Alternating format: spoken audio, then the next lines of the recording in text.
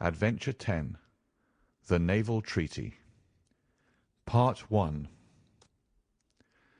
The July which immediately succeeded my marriage was made memorable by 3 cases of interest, in which I had the privilege of being associated with Sherlock Holmes and of studying his methods. I find them recorded in my notes under the headings of The Adventure of the Second Stain, The Adventure of the Naval Treaty, and The Adventure of the Tired Captain. The first of these, however, deals with interest of such importance and implicates so many of the first families in the kingdom that for many years it will be impossible to make it public. No case, however, in which Holmes was engaged has ever illustrated the value of his analytical methods so clearly or has impressed those who were associated with him so deeply. I still retain an almost verbatim report of the interview in which he demonstrated the true facts of the case to Monsieur de Buch of the Paris police, and Fritz von Waldbaum, the well-known specialist of Danzig, both of whom had wasted their energies upon what proved to be side issues. The new century will have come, however, before the story can be safely told. Meanwhile I pass on to the second on my list, which promised also at one time to be of national importance, and was marked by several incidents which give it a quite unique character.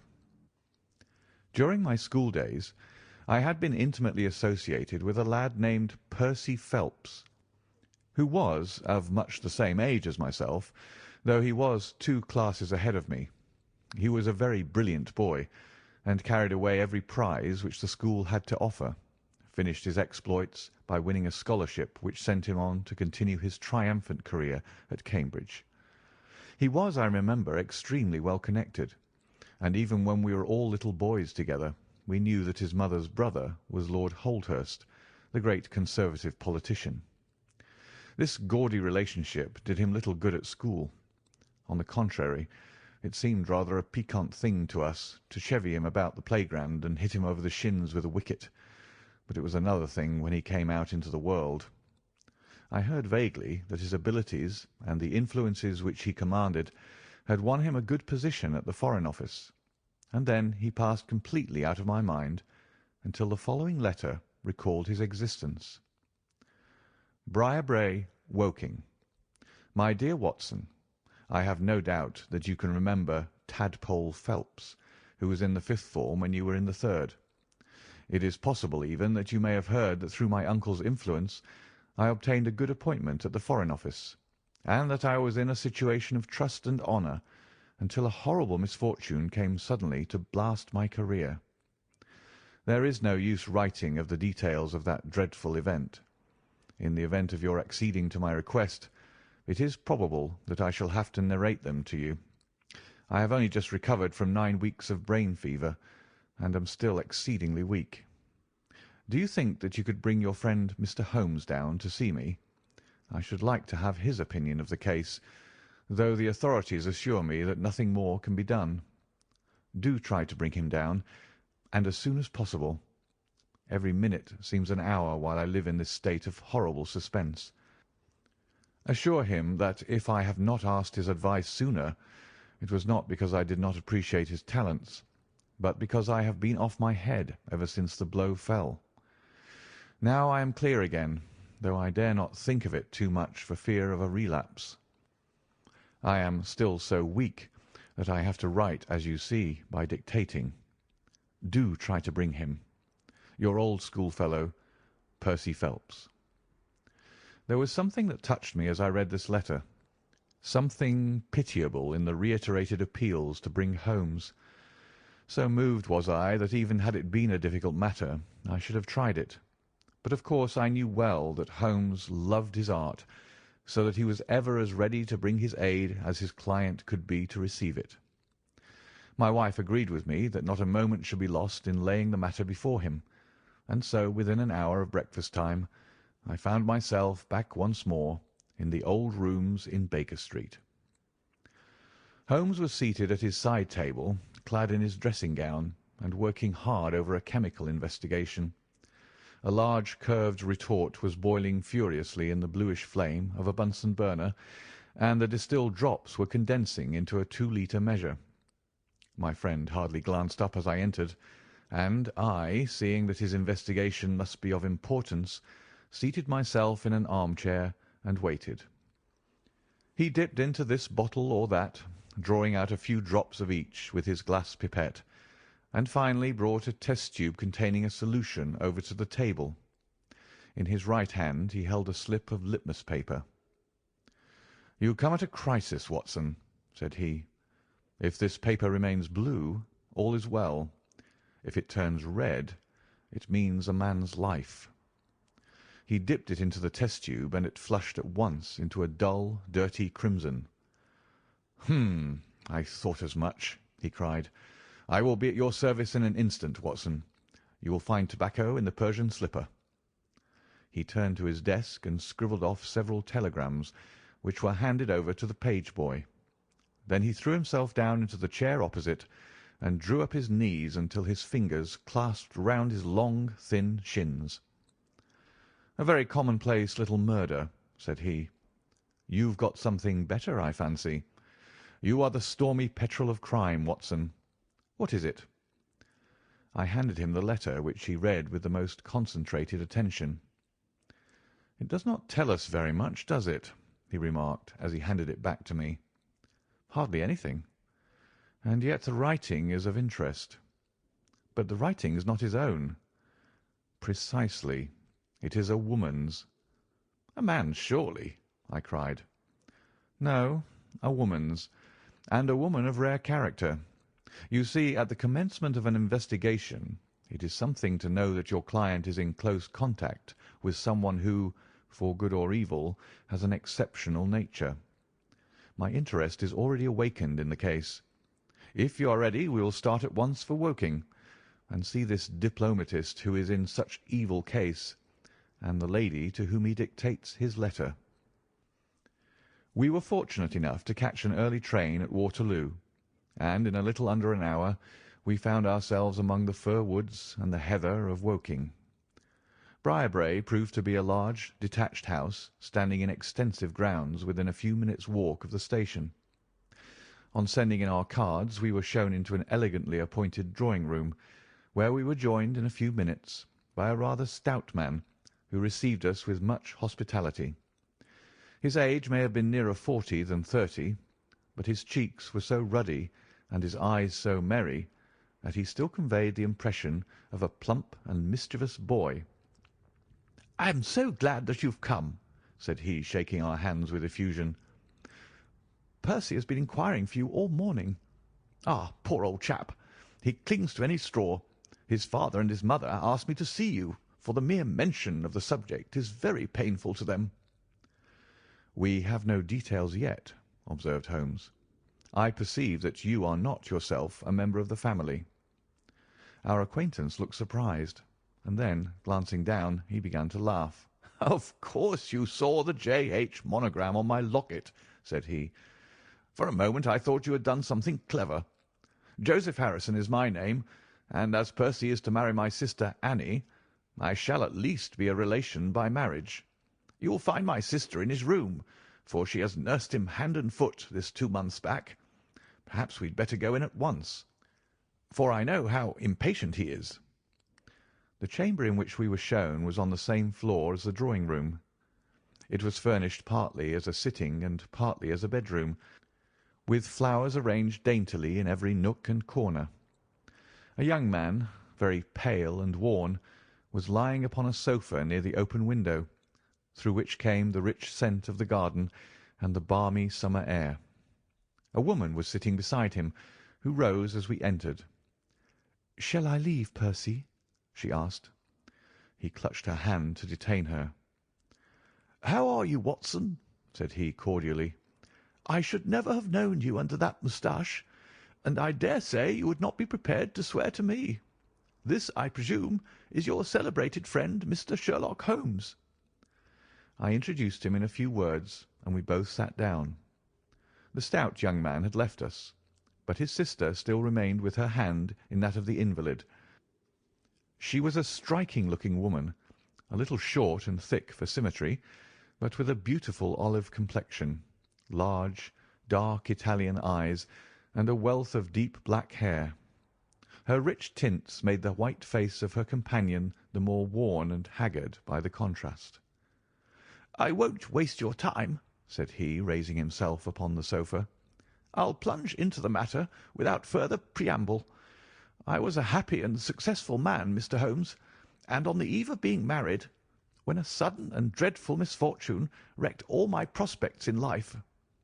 I was, as Watson may have told you, in the Foreign Office, and through the influences of my uncle, Lord Holdhurst, I rose rapidly to a responsible position.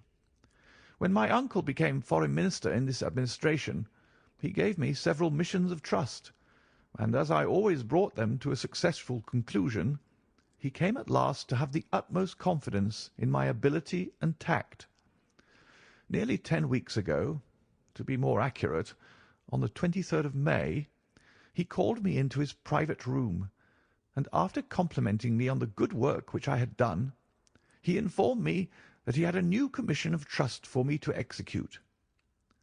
"This," said he, taking a grey roll of paper from his bureau, "is the original of that secret treaty between England and Italy, of which, I regret to say, some rumours have already got into the public press. It is of enormous importance that nothing further should leak out. The French or the Russian embassy would pay an immense sum to learn the contents of these papers.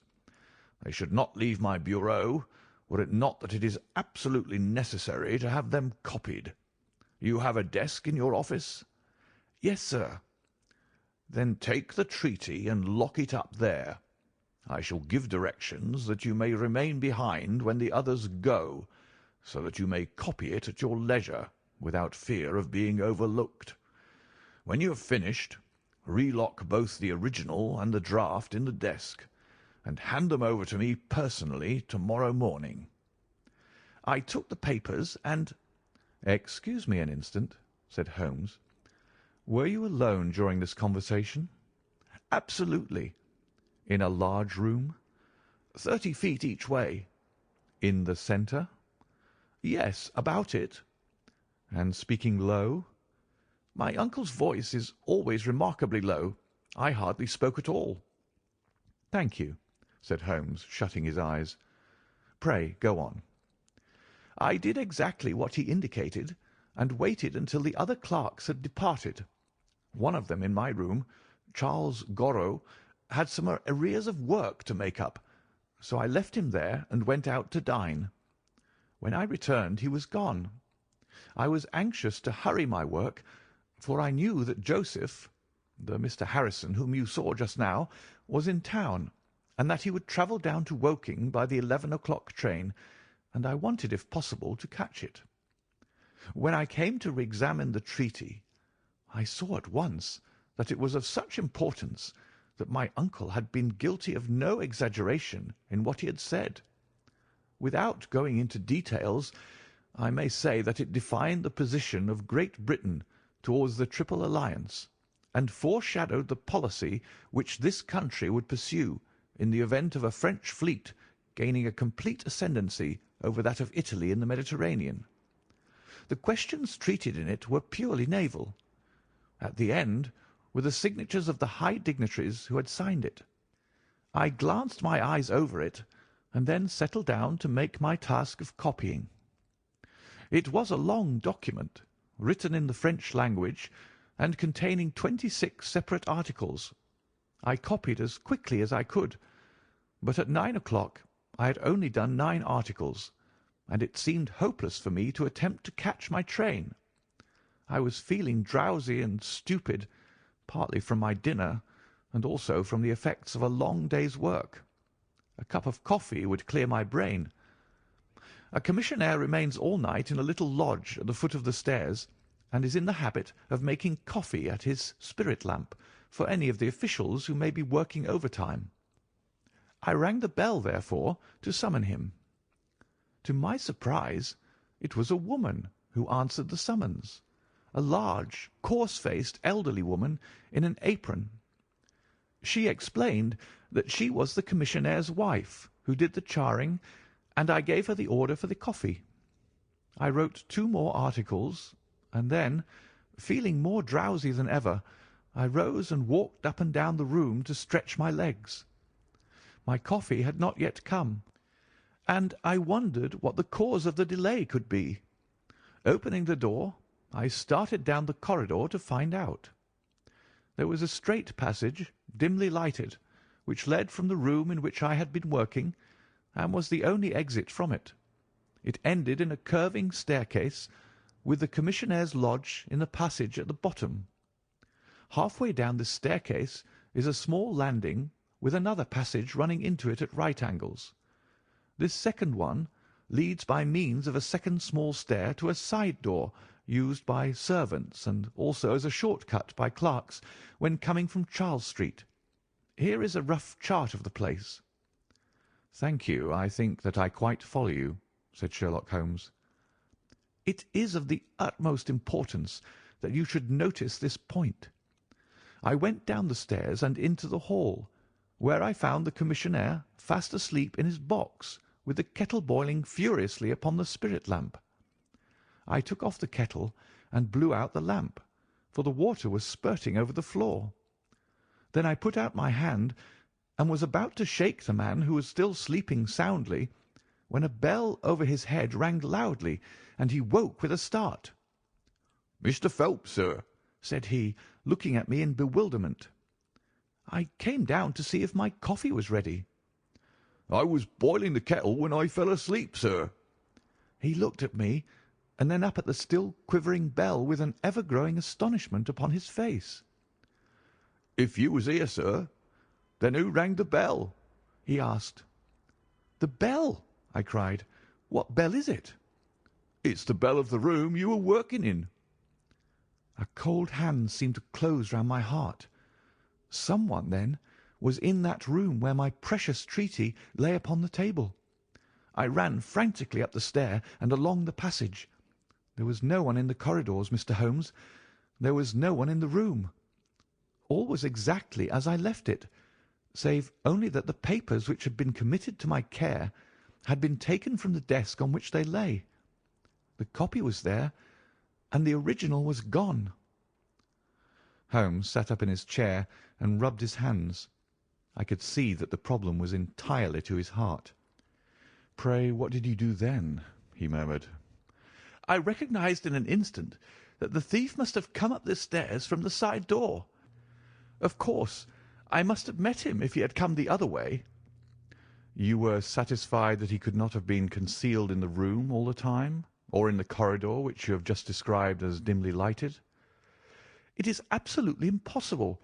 A rat could not conceal himself either in the room or the corridor. There is no cover at all." "Thank you. Pray proceed."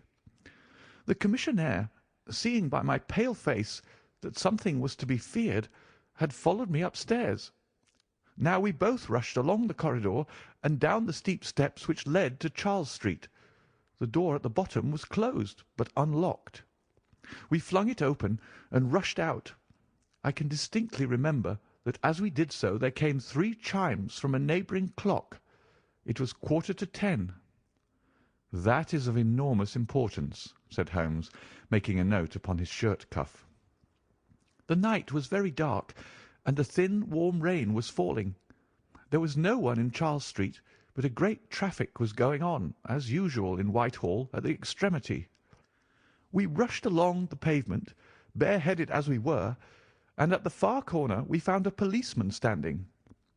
"'A robbery has been committed,' I gasped. "'A document of immense value has been stolen from the Foreign Office. Has anyone passed this way?' "'I've been standing here for a quarter of an hour, sir,' said he. "'Only one person has passed during that time, a woman, tall and elderly, with a Paisley shawl.'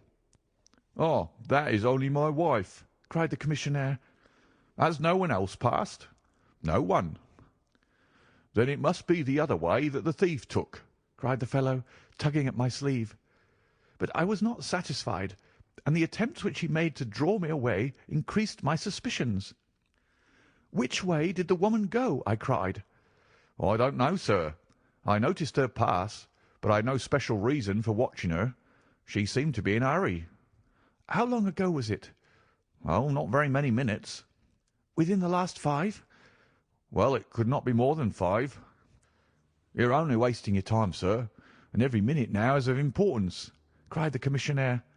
"Take my word for it, that my old woman has nothing to do with it, and come down to the other end of the street. Well, if you won't, I will." And with that he rushed off in the other direction. But I was after him in an instant and caught him by the sleeve. "Where do you live?" said I. 16 Ivy Lane, Brixton," he answered. "But don't let yourself be drawn away upon a false scent, Mr. Phelps. Come to the other end of the street, and let us see if we can hear of anything." Nothing was to be lost by following his advice.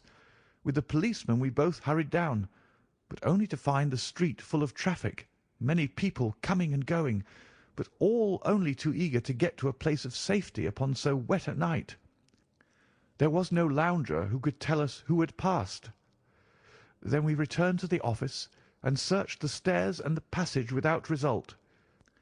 The corridor which led to the room was laid down with a kind of creamy linoleum, which shows an impression very easily. We examined it very carefully, but found no outline of any footmark. Had it been raining all evening? Since about 7. How is it, then, that the woman who came into the room about 9 left no traces with her muddy boots? I am glad you raised that point. It occurred to me at the time. The charwomen are in the habit of taking off their boots at the commissionnaire's office and putting on list slippers. That is very clear. There were no marks then, though the night was a wet one. The chain of events is certainly one of extraordinary interest. What did you do next? We examined the room also. There is no possibility of a secret door, and the windows are quite 30 feet from the ground. Both of them were fastened on the inside. The carpet prevents any possibility of a trapdoor, and the ceiling is of the ordinary whitewashed kind. I will pledge my life that whoever stole my papers could only have come through the door. How about the fireplace? They use none. There is a stove. The bell rope hangs from the wire just to the right of my desk. Whoever rang it must have come right up to the desk to do it. But why should any criminal wish to ring the bell? It is a most insoluble mystery. Certainly the incident was unusual. What were your next steps? You examined the room, I presume, to see if the intruder had left any traces, any cigar end, or dropped glove, or hairpin, or other trifle. There was nothing of the sort. No smell? Well, we never thought of that. Ah, a scent of tobacco would have been worth a great deal to us in such an investigation. I never smoke myself, so I think I should have observed if there had been any smell of tobacco. There was absolutely no clue of any kind. The only tangible fact was that the commissionnaire's wife, Mrs. Tangey was the name, had hurried out of the place. He could give no explanation, save that it was about the time when the woman always went home. The policeman and I agreed that our best plan would be to seize the woman before she could get rid of the papers, presuming that she had them. The alarm had reached Scotland Yard by this time, and Mr. Forbes, the detective, came round at once and took up the case with a great deal of energy. We hired a hansom, and in half an hour we were at the address which had been given to us. A young woman opened the door, who proved to be Mrs. Tangey's eldest daughter. Her mother had not come back yet, and we were shown into the front room to wait. About 10 minutes later a knock came at the door, and here we made the one serious mistake for which I blame myself. Instead of opening the door ourselves, we allowed the girl to do so. We heard her say, "Mother, there are 2 men in the house waiting to see you," and an instant afterwards we heard the patter of feet rushing down the passage. Forbes flung open the door, and we both ran into the back room or kitchen, but the woman had got there before us. She stared at us with defiant eyes, and then, suddenly, recognizing me, an expression of absolute astonishment came over her face. "Why, if it isn't Mr. Phelps of the office!" she cried. Come, come, who did you think we were when you ran away from us?" asked my companion. "I thought you were the brokers," said she. "We have had some trouble with a tradesman." "That's not quite good enough," answered Forbes. "We have reason to believe that you have taken a paper of importance from the Foreign Office, and that you ran in here to dispose of it. You must come back with us to Scotland Yard to be searched." It was in vain that she protested and resisted. A four-wheeler was brought, and we all three drove back in it. We had first made an examination of the kitchen, and especially of the kitchen fire, to see whether she might have made away with the papers during the instant that she was alone. There were no signs, however, of any ashes or scraps. When we reached Scotland Yard, she was handed over at once to the female searcher. I waited in an agony of suspense until she came back with her report. There were no signs of the papers. Then, for the first time, the horror of my situation came in its full force. Hitherto I had been acting, and action had numb thought. I had been so confident of regaining the treaty at once that I had not dared to think of what would be the consequence if I failed to do so. But now there was nothing more to be done, and I had leisure to realize my position. It was horrible. Watson there would tell you that I was a nervous, sensitive boy at school. It is my nature. I thought of my uncle and of his colleagues in the cabinet, of the shame which I had brought upon him, upon myself, upon everyone connected with me.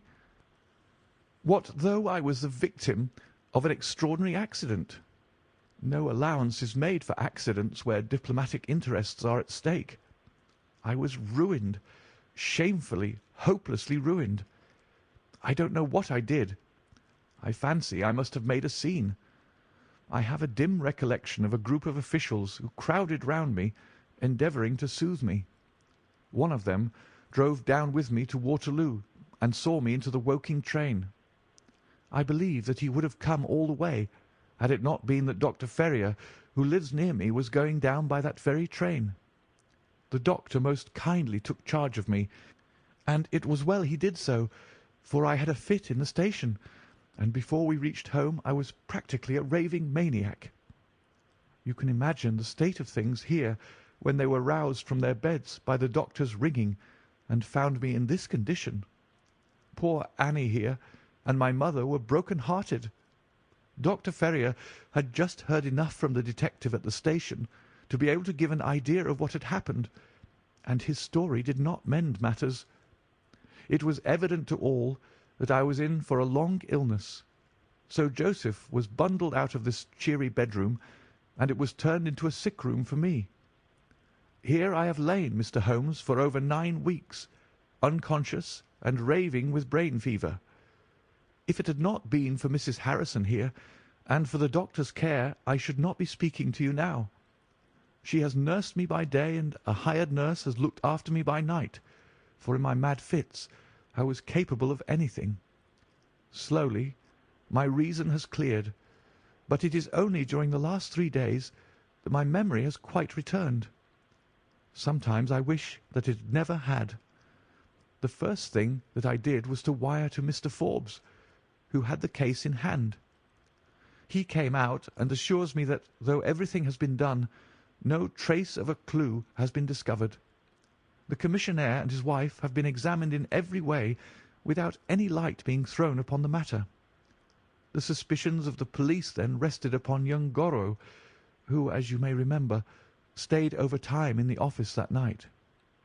His remaining behind and his French name were really the only 2 points which could suggest suspicion, but as a matter of fact I did not begin work until he had gone, and his people are of Huguenot extraction, but as English in sympathy and tradition as you and I are.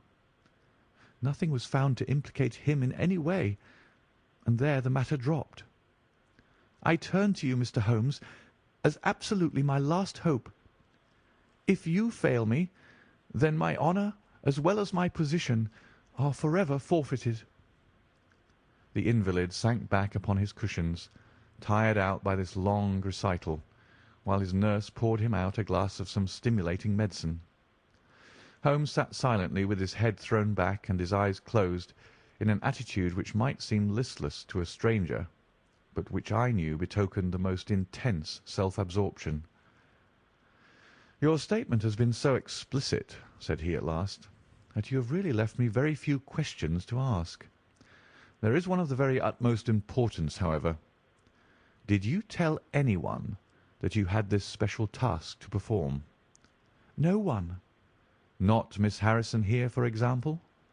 "No. I had not been back to Woking between getting the order and executing the commission." "And none of your people had by chance been to see you?" "None." "Did any of them know their way about in the office?" "Oh, yes. All of them had been shown over it." "Still, of course, if you said nothing to anyone about the treaty, these inquiries are irrelevant." "I said nothing." "Do you know anything of the commissionaire?" "Nothing except that he is an old soldier." "What regiment?" "Oh, I have heard Coldstream Guards." "Thank you. I have no doubt I can get details from Forbes. The authorities are excellent at amassing facts, though they do not always use them to advantage. What a lovely thing a rose is!" He walked past the couch to the open window and held up the drooping stalk of a moss rose, looking down at the dainty blend of crimson and green. It was a new phase of his character to me, for I had never seen him show any keen interest in natural objects. "There is nothing in which deduction is so necessary as in religion," said he, leaning with his back against the shutters. "It can be built up as an exact science by the reasoner. Our highest assurance of the goodness of Providence seems to me to rest in the flowers.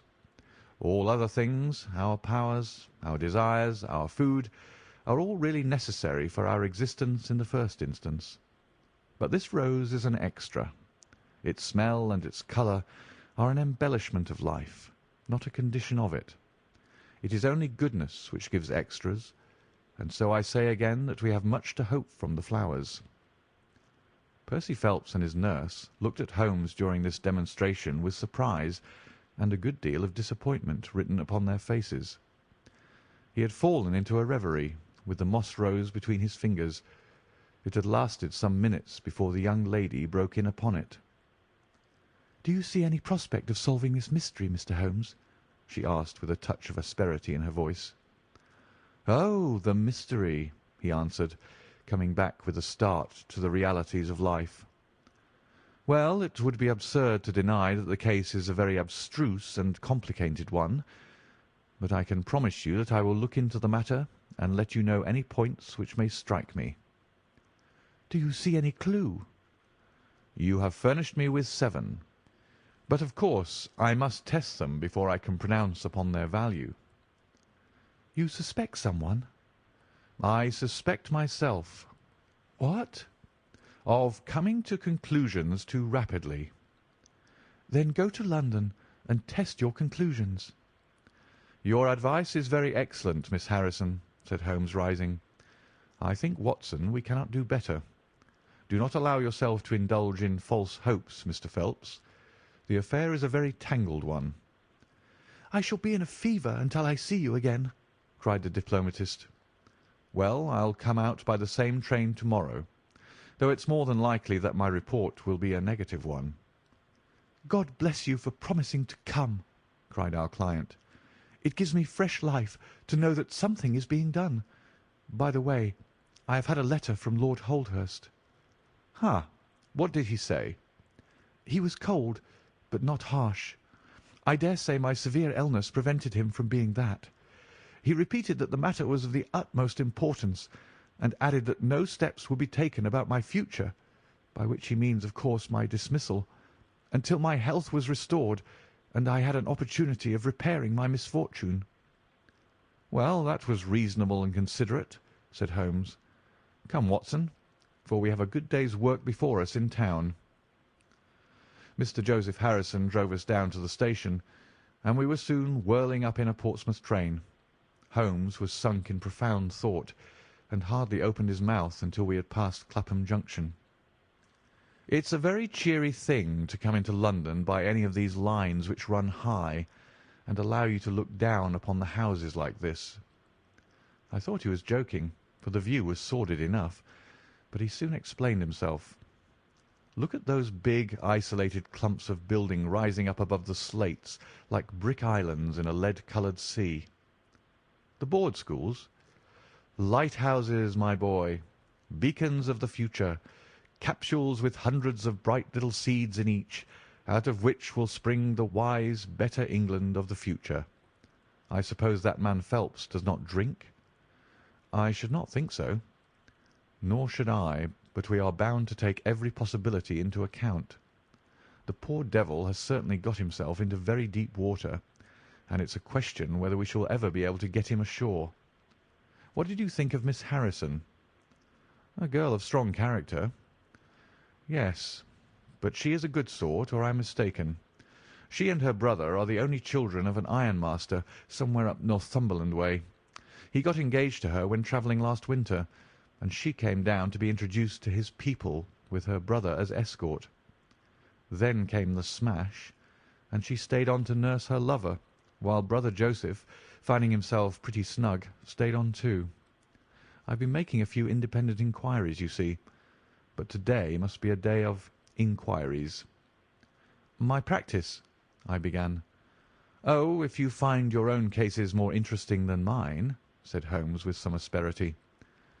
I was going to say that my practice could get along very well for a day or two, since it is the slackest time in the year. Excellent, said he, recovering his good humour. Then we'll look into this matter together. I think that we should begin by seeing Forbes. He can probably tell us all the details we want until we know from what side the case is to be approached. You said you had a clue? Well, we have several, but we can only test their value by further inquiry. The most difficult crime to track is the one which is purposeless. Now, this is not purposeless. Who is it who profits by it? There is the French ambassador, there is the Russian, there is whoever might sell it to either of these, and there is Lord Holdhurst. Lord Holdhurst? Well, it is just conceivable that a statesman might find himself in a position where he was not sorry to have such a document accidentally destroyed. Not a statesman with the honourable record of Lord Holdhurst.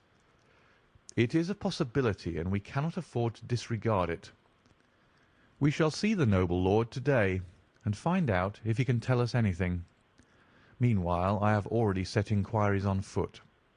Already? Yes, I sent wires from Woking Station to every evening paper in London. This advertisement will appear in each of them. He handed over a sheet torn from a notebook. On it was scribbled in pencil, £10 reward, the number of the cab which dropped a fare at or about the door of the Foreign Office in Charles Street at 9:45 in the evening of May 23rd. Apply 221B, Baker Street. You're confident that the thief came in a cab? If not, there is no harm done. But if Mr. Phelps is correct in stating that there is no hiding place, either in the room or the corridors, then the person must have come from outside.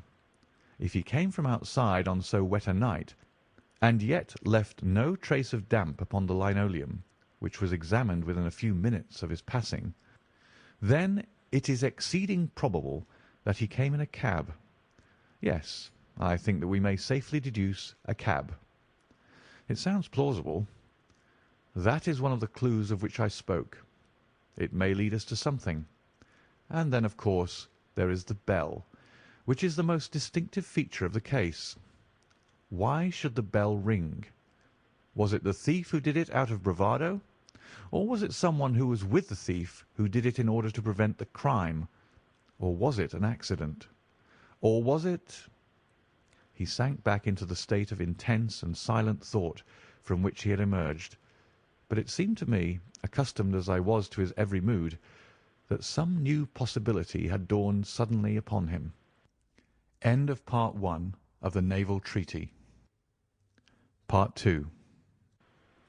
It was 3:20 when we reached our terminus, and after a hasty luncheon at the buffet, we pushed on at once to Scotland Yard.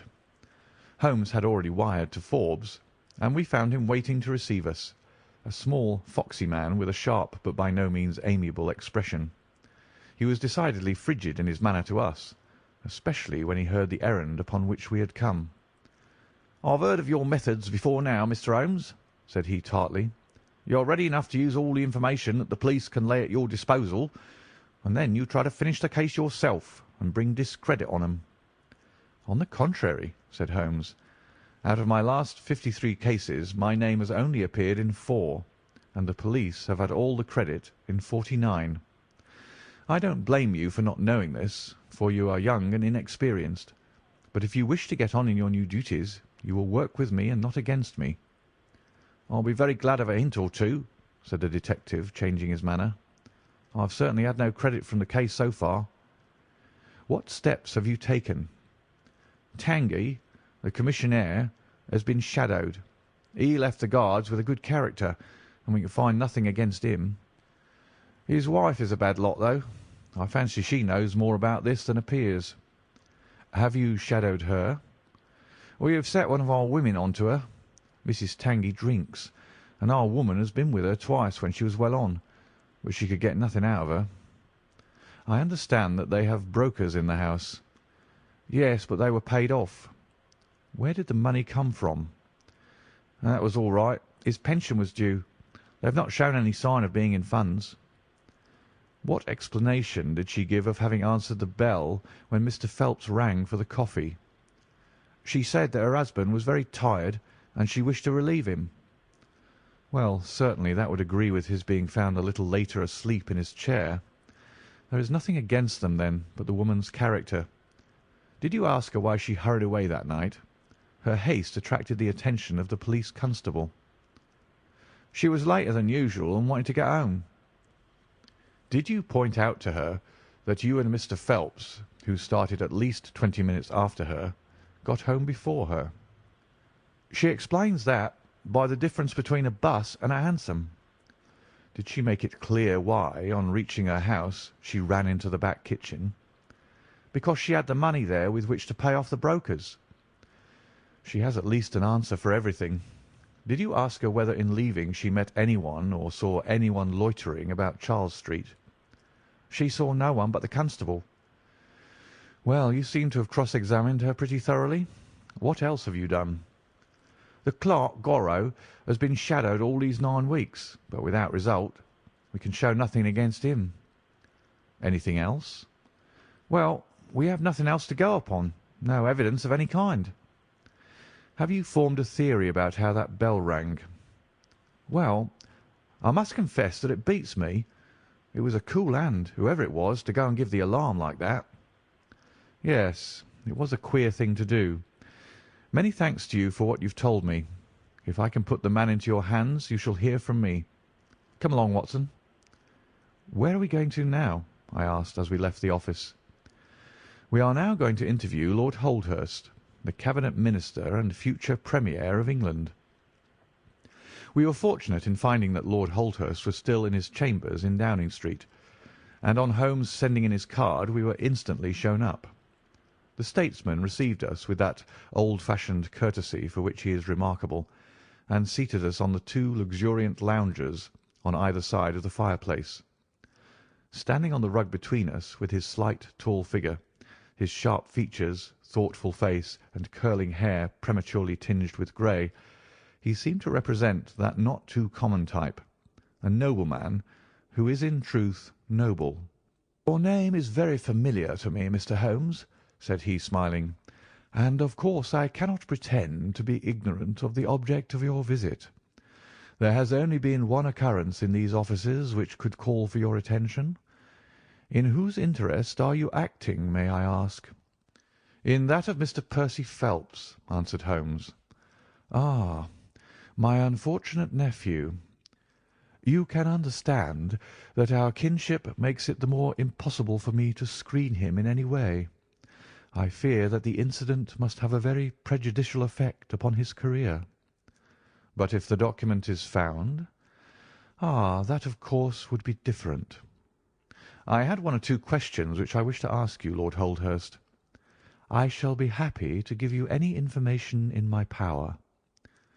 "Was it in this room that you gave your instructions as to the copying of the document?" "It was." "Then you could hardly have been overheard." "It is out of the question." Did you ever mention to anyone that it was your intention to give anyone the treaty to be copied?" "Never." "You are certain of that?" "Absolutely." "Well, since you never said so, and Mr. Phelps never said so, and nobody else knew anything of the matter, then the thief's presence in the room was purely accidental. He saw his chance, and he took it." The statesman smiled. "You take me out of my province there," said he. Holmes considered for a moment. "There is another very important point which I wish to discuss with you," said he. "You feared, as I understand, that very grave results might follow from the details of this treaty becoming known." A shadow passed over the expressive face of the statesman. "Very grave results indeed." "And have they occurred?" "Not yet." "If the treaty had reached, let us say, the French or Russian Foreign Office, you would expect to hear of it." "I should," said Lord Holdhurst with a wry face. "Since nearly 10 weeks have elapsed, then, and nothing has been heard, it is not unfair to suppose that for some reason the treaty has not reached them." Lord Holdhurst shrugged his shoulders. "We can hardly suppose, Mr. Holmes, that the thief took the treaty in order to frame it and hang it up." "Perhaps he's waiting for a better price." "If he waits a little longer, he will get no price at all. The treaty will cease to be secret in a few months." "That is most important," said Holmes. "Of course, it is a possible supposition that the thief has had a sudden illness." "An attack of brain fever, for example?" asked the statesman, flashing a swift glance at him. "I did not say so," said Holmes imperturbably. "And now, Lord Holdhurst, we have already taken up too much of your valuable time, and we shall wish you good day." "Every success to your investigation, be the criminal who it may," answered the nobleman as he bowed us out the door. "He's a fine fellow," said Holmes as we came out into Whitehall, "but he has a struggle to keep up his position. He is far from rich and has many calls. You noticed, of course, that his boots had been resoled. Now, Watson, I won't detain you from your legitimate work any longer. I shall do nothing more to-day, unless I have an answer to my cab advertisement, but I shall be extremely obliged to you if you would come down with me to Woking to-morrow, by the same train which we took yesterday." I met him accordingly next morning, and we travelled down to Woking together. He had had no answer to his advertisement, he said, and no fresh light had been thrown upon the case. He had, when he so willed it, the utter immobility of countenance of a Red Indian, and I could not gather from his appearance whether he was satisfied or not with the position of the case. His conversation, I remember, was about the Bertillon system of measurements, and he expressed his enthusiastic admiration of the French savant. We found our client still under the charge of his devoted nurse, but looking considerably better than before. He rose from the sofa and greeted us without difficulty when we entered. "Any news?" he asked eagerly. "My report, as I expected, is a negative one," said Holmes. "I have seen Forbes, and I have seen your uncle, and I have set 1 or 2 trains of inquiry upon foot which may lead to something." "You have not lost heart, then?" "By no means." "God bless you for saying that," cried Miss Harrison. "If we keep our courage and our patience, the truth must come out." "We have more to tell you than you have for us," said Phelps, reseating himself upon the couch. "I hoped you might have something." "Yes, we have had an adventure during the night, and one which might have proved to be a serious one." His expression grew very grave as he spoke, and a look of something akin to fear sprang up in his eyes. "Do you know," said he, "that I begin to believe that I am the unconscious centre of some monstrous conspiracy, and that my life is aimed at as well as my honour." "Ah!" cried Holmes. "It sounds incredible, for I have not, as far as I know, an enemy in the world, yet from last night's experience I can come to no other conclusion." "Pray let me hear it." "You must know that last night was the very first night that I have ever slept without a nurse in the room. I was so much better that I thought I could dispense with one. I had a night light burning, however. Well, about 2 in the morning I had sunk into a light sleep, when I was suddenly aroused by a slight noise.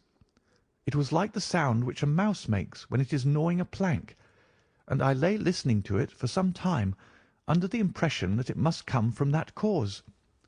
Then it grew louder, and suddenly there came from the window a sharp metallic snick. I sat up in amazement. There could be no doubt what the sounds were now. The first ones had been caused by someone forcing an instrument through the slit between the sashes, and the second by the catch being pressed back. There was a pause then for about 10 minutes, as if the person were waiting to see whether the noise had awakened me. Then I heard a gentle creaking as the window was very slowly opened. I could stand it no longer, for my nerves are not what they used to be. I sprang out of bed and flung open the shutters. A man was crouching at the window. I could see little of him, for he was gone like a flash.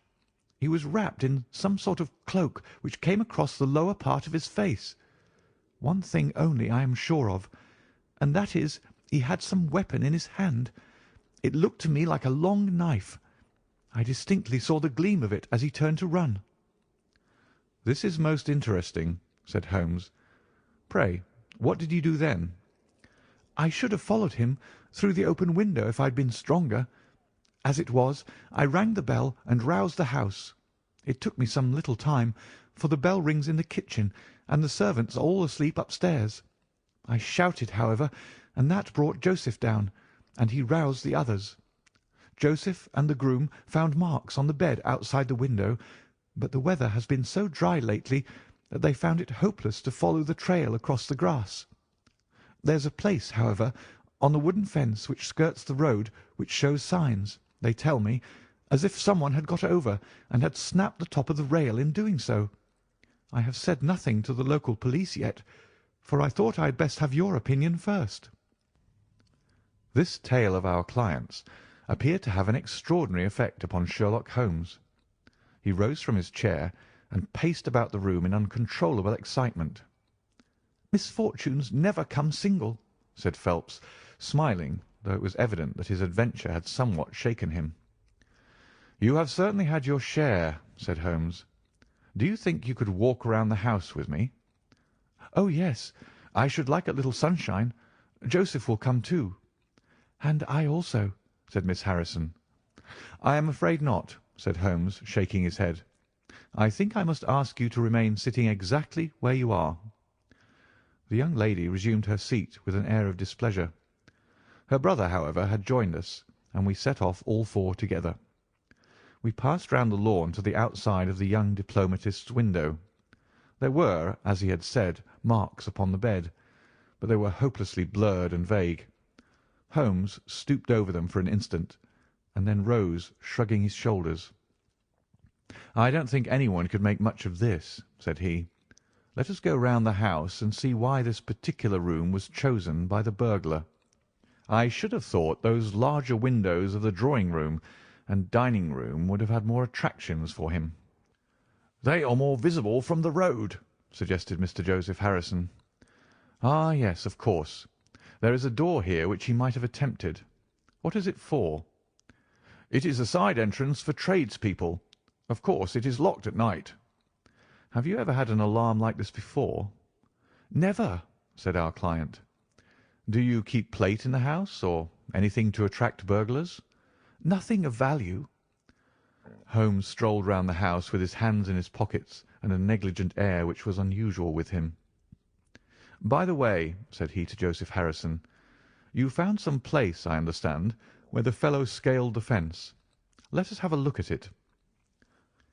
The plump young man led us to a spot where the top of one of the wooden rails had been cracked. A small fragment of the wood was hanging down. Holmes pulled it off and examined it critically. "Do you think that was done last night? It looks rather old, does it not?" "Well, possibly so." "There are no marks of anyone jumping down upon the other side." "No, I fancy we shall get no help here. Let us go back to the bedroom and talk the matter over." Percy Phelps was walking very slowly, leaning upon the arm of his future brother-in-law.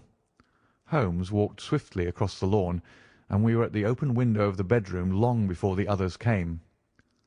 "Miss Harrison," said Holmes, speaking with the utmost intensity of manner, "you must stay where you are all day. Let nothing prevent you from staying where you are all day. It is of the utmost importance." "Certainly, if you wish it, Mr. Holmes," said the girl in astonishment. "When you go to bed, lock the door of this room on the outside and keep the key. Promise to do this." "But Percy?" "He will come to London with us." "And am I to remain here?" "It is for his sake. You can serve him. Quick, promise." She gave a quick nod of assent, just as the other two came up. "Why do you sit moping there, Annie?" cried her brother. "Come out into the sunshine." "No, thank you, Joseph. I have a slight headache, and this room is deliciously cool and soothing."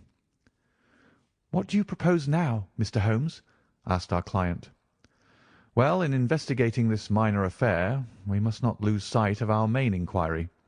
It would be a very great help to me if you would come up to London with us." "At once?" "Well, as soon as you conveniently can. Say in an hour." "I feel quite strong enough. If I can really be of any help." "The greatest possible." "Perhaps you would like me to stay there to-night?" "I was just going to propose it." "Then, if my friend of the night comes to revisit me, he will find the bird flown. We are all in your hands, Mr. Holmes, and you must tell us exactly what you would like done. Perhaps you would prefer that Joseph came with us so as to look after me." "Oh, no. My friend Watson is a medical man, you know, and he'll look after you. We'll have our lunch here, if you will permit us, and then we shall all three set off for town together." It was arranged as he suggested, though Miss Harrison excused herself from leaving the bedroom in accordance with Holmes's suggestion. What the object of my friend's manoeuvres was I could not conceive, unless it were to keep the lady away from Phelps, who, rejoiced by his returning health and by the prospect of action, lunched with us in the dining-room. Holmes had a still more startling surprise for us, however, for after accompanying us down to the station and seeing us into our carriage, he calmly announced that he had no intention of leaving Woking. "There are one or two small points which I should desire to clear up before I go," said he. "Your absence, Mr. Phelps, will in some ways rather assist me. Watson, when you reach London, you would oblige me by driving at once to Baker Street with our friend here, and remaining with him until I see you again. It is fortunate that you are old schoolfellows, as you must have much to talk over.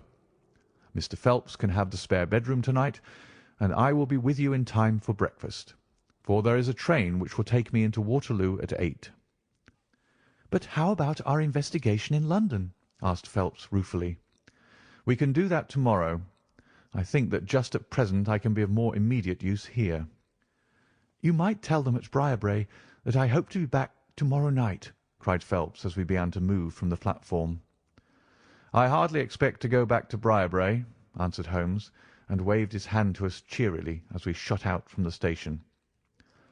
Phelps and I talked it over on our journey, but neither of us could devise a satisfactory reason for this new development. "I suppose he wants to find out some clue as to the burglary last night, if a burglar it was. For myself, I don't believe it was an ordinary thief." "What is your own idea, then?"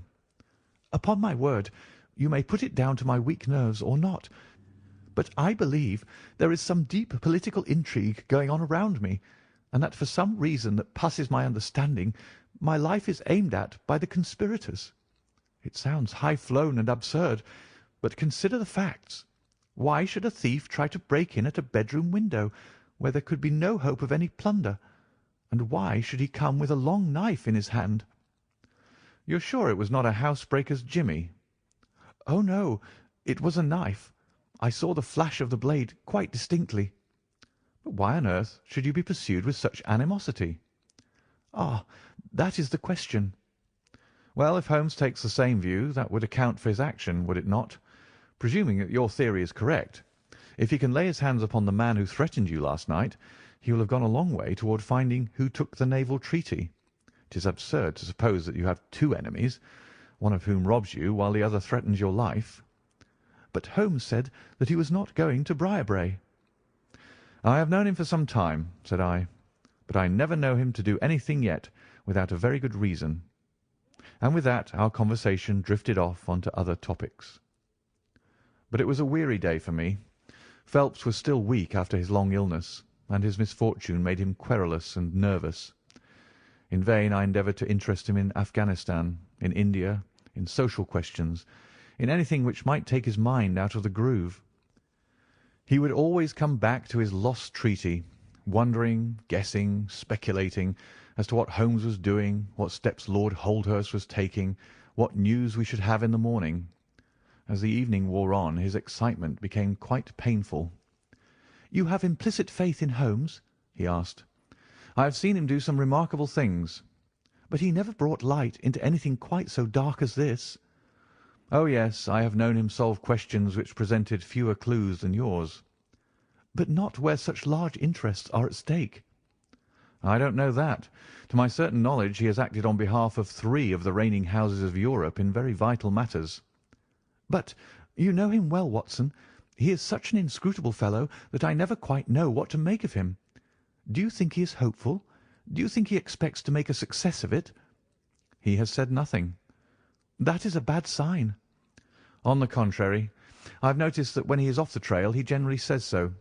It is when he is on a scent and is not quite absolutely sure yet that it is the right one that he is most taciturn. Now, my dear fellow, we can't help matters by making ourselves nervous about them, so let me implore you to go to bed and so be fresh for whatever may await us tomorrow." I was able at last to persuade my companion to take my advice, though I knew from his excited manner that there was not much hope of sleep for him. Indeed, his mood was infectious, for I lay tossing half the night myself, brooding over this strange problem and inventing 100 theories, each of which was more impossible than the last. Why had Holmes remained at Woking? Why had he asked Miss Harrison to remain in the sick-room all day? Why had he been so careful not to inform the people at Briarbrae that he intended to remain near them? I cudgelled my brains until I fell asleep in the endeavour to find some explanation which would cover all these facts. It was 7 o'clock when I awoke, and I set off at once for Phelps's room, to find him haggard and spent after a sleepless night. His first question was whether Holmes had arrived yet. "He'll be here when he promised," said I, "and not an instant sooner or later." And my words were true, for shortly after 8 a hansom dashed up to the door and our friend got out of it. Standing in the window we saw that his left hand was swathed in a bandage and that his face was very grim and pale. He entered the house, but it was some little time before he came upstairs. "He looks like a beaten man," cried Phelps. I was forced to confess that he was right. "After all," said I, "the clue of the matter lies probably here in town." Phelps gave a groan. "I don't know how it is," said he, "but I had hoped for so much from his return. But surely his hand was not tied up like that yesterday. What can be the matter?" "You are not wounded, Holmes?" I asked as my friend entered the room. "Tut, it is only a scratch through my own clumsiness," he answered, nodding his good mornings to us. "This case of yours, Mr. Phelps, is certainly one of the darkest which I have ever investigated." "I feared that you would find it beyond you." "It has been a most remarkable experience." "That bandage tells of adventures," said I. "Won't you tell us what has happened?" "After breakfast, my dear Watson. Remember that I have breathed 30 miles of Surrey air this morning. I suppose that there has been no answer from my cabman advertisement. Well, well, we cannot expect to score every time." The table was all laid, and just as I was about to ring, Mrs. Hudson entered with the tea and coffee. A few minutes later she brought in 3 covers, and we all drew up to the table. Holmes ravenous, I curious, and Phelps in the gloomiest state of depression. "Mrs. Hudson has risen to the occasion," said Holmes, uncovering a dish of curried chicken. "Her cuisine is a little limited, but she has as good an idea of breakfast as a Scotchwoman. What have you here, Watson?" "Ham and eggs," I answered. "Good. What are you going to take, Mr. Phelps? Curried fowl or eggs? Or will you help yourself?" "Thank you. I can eat nothing," said Phelps. "Oh, come, try the dish before you." "Thank you. I would really rather not." "Well, then," said Holmes with a mischievous twinkle, "I suppose that you have no objection to helping me?" Phelps raised the cover, and as he did so he uttered a scream, and sat there staring with a face as white as the plate upon which he looked. Across the centre of it was lying a little cylinder of blue-grey paper. He caught it up, devoured it with his eyes, and then danced madly about the room, pressing it to his bosom and shrieking out in his delight. Then he fell back into an armchair, so limp and exhausted with his own emotions that we had to pour brandy down his throat to keep him from fainting. "There, there," said Holmes, soothing, patting him upon the shoulder. "It was too bad to spring it on you like this, but Watson here will tell you that I never can resist a touch of the dramatic." Phelps seized his hand and kissed it. "God bless you!" he cried. "You have saved my honour." "Well, my own was at stake, you know," said Holmes. "I assure you it is just as hateful to me to fail in a case as it can be to you to blunder over a commission." Phelps thrust away the precious document into the innermost pocket of his coat. "I have not the heart to interrupt your breakfast any further, and yet I am dying to know how you got it and where it was." Sherlock Holmes swallowed a cup of coffee and turned his attention to the ham and eggs. Then he rose, lit his pipe, and settled himself down into his chair. "I'll tell you what I did first, and how I came to do it afterwards," said he. "After leaving you at the station, I went for a charming walk through some admirable Surrey scenery to a pretty little village called Ripley, where I had my tea at an inn, and took the precaution of filling my flask and of putting a paper of sandwiches in my pocket. There I remained until evening, when I set off for Woking again, and found myself in the high road outside Briarbrae just after sunset. Well, I waited until the road was clear. It is never a very frequent one at any time, I fancy, and then I clambered over the fence into the grounds." "Surely the gate was open?" ejaculated Phelps. "Yes, but I have a peculiar taste in these matters. I chose the place where the 3 fir trees stand, and behind their screen I got over without the least chance of anyone in the house being able to see me. I crouched down among the bushes on the other side, and crawled from one to the other, witness the disreputable state of my trouser knees, until I had reached the clump of rhododendrons just opposite to your bedroom window. There I squatted down and awaited developments. The blind was not down in your room, and I could see Miss Harrison sitting there, reading by the table. It was 10:15 when she closed her book, fastened the shutters, and retired. I heard her shut the door, and felt quite sure that she had turned the key in the lock." "The key!" ejaculated Phelps. "Yes, I had given Miss Harrison instructions to lock the door on the outside and take the key with her when she went to bed. She carried out every one of my injunctions to the letter, and certainly without her cooperation you would not have that paper in your coat pocket. She departed then, and the lights went out, and I was left squatting in the rhododendron bush. The night was fine, but still it was a very weary vigil. Of course, it has the sort of excitement about it that the sportsman feels when he lies beside the watercourse and waits for the big game. It was very long, though, almost as long, Watson, as when you and I waited in that deadly room when we looked into the little problem of the speckled band. There was a church clock down at Woking which struck the quarters, and I thought more than once that it had stopped. At last, however, about 2 in the morning, I suddenly heard the gentle sound of a bolt being pushed back and the creaking of a key. A moment later the servants' door was opened, and Mr. Joseph Harrison stepped out into the moonlight. "Joseph!" ejaculated Phelps. He was bareheaded, but he had a black coat thrown over his shoulder so that he could conceal his face in an instant if there were any alarm. He walked on tiptoe under the shadow of the wall, and when he reached the window he worked a long-bladed knife through the sash and pushed back the catch. Then he flung open the window, and putting his knife through the crack in the shutters, he thrust the bar up and swung them open. From where I lay, I had a perfect view of the inside of the room and of every one of his movements. He lit the 2 candles which stood upon the mantelpiece, and then he proceeded to turn back the corner of the carpet in the neighbourhood of the door. Presently he stopped and picked out a square piece of board, such as is usually left to enable plumbers to get at the joints of the gas pipes. This one covered, as a matter of fact, the T-joint which gives off the pipe which supplies the kitchen underneath.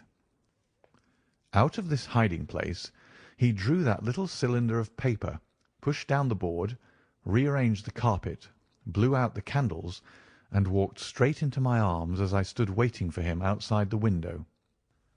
Well, he has rather more viciousness than I gave him credit for, has Master Joseph. He flew at me with his knife, and I had to grasp him twice and got a cut over the knuckles before I had the upper hand of him. He looked murder out of the only eye he could see with when we had finished, but he listened to reason and gave up the papers.